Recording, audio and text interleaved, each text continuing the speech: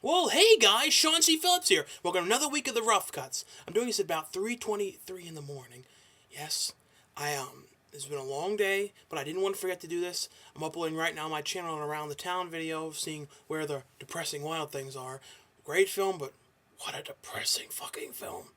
And I know on the Rough Cuts I get a lot of comments though lately. Sean, why are you reviewing obscure, weird things and stuff like that? It's harder to get. The thing is, most movies nowadays are hard to get. Most like Best Buy and all this stuff only carry the most mainstream stuff. If you want to find like most of the cool horror films and weird things that come out, you can't get them in stores. You just gotta get them on I'm sure you can rent them through Netflix, but mostly the best way to get them is to buy them through Amazon, which is what I do with everything that's weird.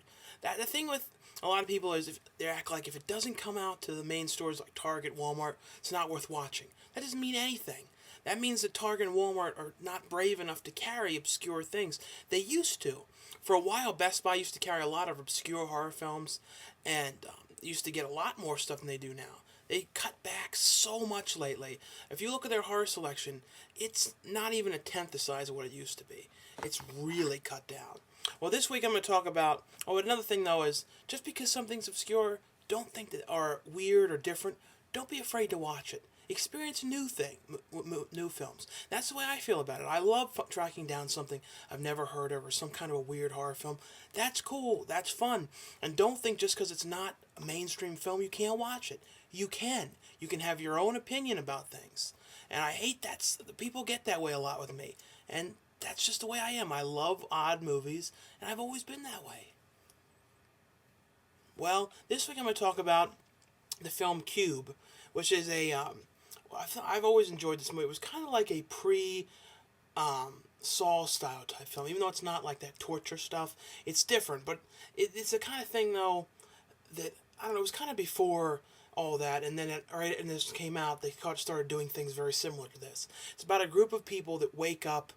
None of them know each other. And they all wake up inside of this weird dome thing, and one of the guys goes through like the dome and has all it's like a sphere thing, and it has all these different doors you can go out of, and the one guy goes throughout the door and the thing cuts him in half. Basically, if you go through the wrong door, it's a trap and you end up getting killed. So you have to use these like I think it's like math techniques and stuff to figure out which is the right door. If you go through the wrong door, you die in these weird traps. It's a very cool, creepy film. The thing that's very cool about it too is they actually filmed the whole movie in one room.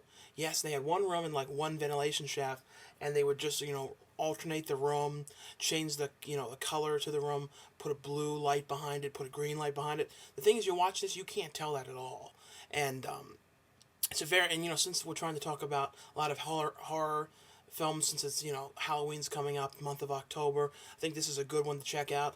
And you're talking about is it hard to find? You should be able to find this decent. It came out though through Trimark, which became Lionsgate, so I'm sure you can still find copies of this. They made two sequels to it. Part two, which was terrible.